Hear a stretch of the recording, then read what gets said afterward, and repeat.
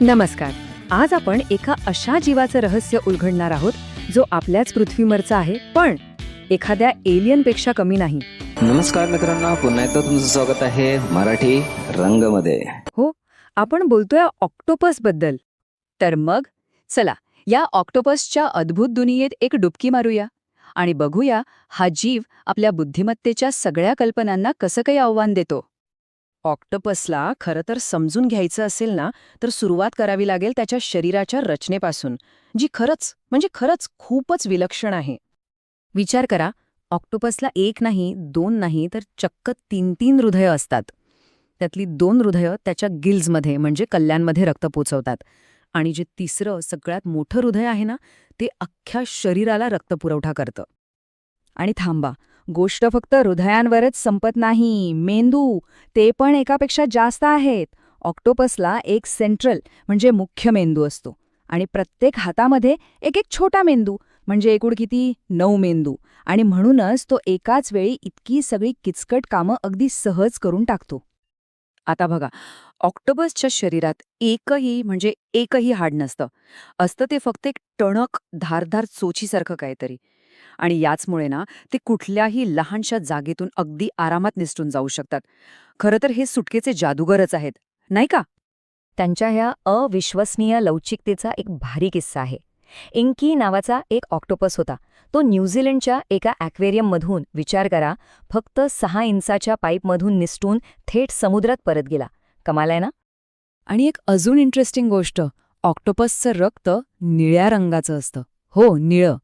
आपल्या रक्तात कसं लोह असतं म्हणून ते लाल दिसतं, पण ऑक्टोपसच्या रक्तात असतं तांबं. आणि हे तांबं आहे ना, थंड आणि कमी ऑक्सिजनच्या पाण्यात ऑक्सिजन वाहून नेण्यासाठी जास्त चांगलं काम करतं.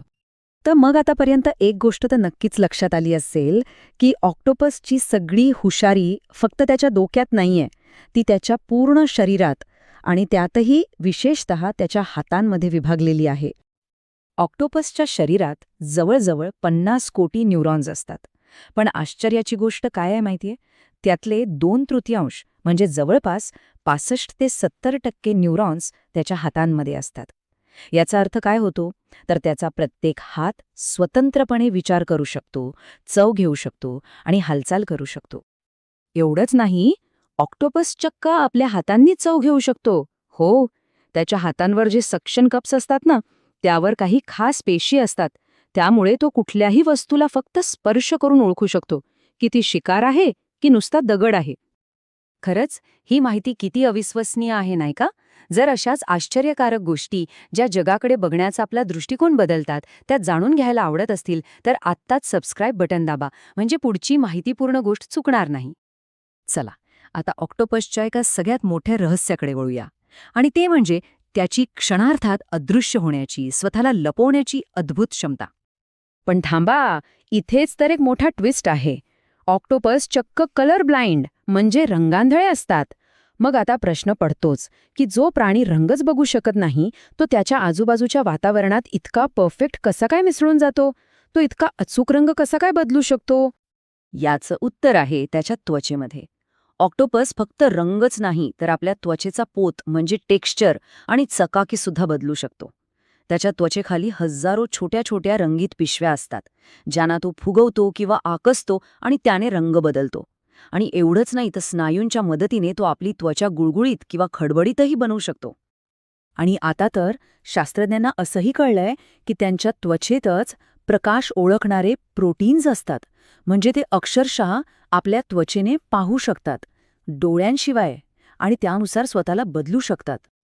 तर ऑक्टोपसची बुद्धिमत्ता फक्त स्वतःचा जीव वाचवणं किंवा लपण्यापुरती नाहीये, ती याच्या खूप खूप पुढे आहे. याचे एक सगळ्यात भारी उदाहरण म्हणजे कोकोनट ऑक्टोपस किंवा नारळ ऑक्टोपस. हा ऑक्टोपस भविष्याचा विचार करू शकतो, आणि हो, तो अवजारंसुद्धा वापरतो.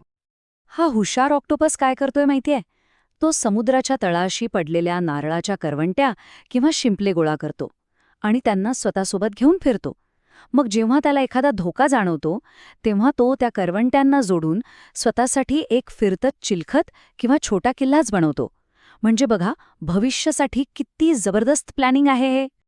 पण इतकी विलक्षण बुद्धिमत्ता, इतकी हुशारी असूनही ऑक्टोपसचं आयुष्य खूप लहान आणि एका अर्थाने खूप दुःखद असतं.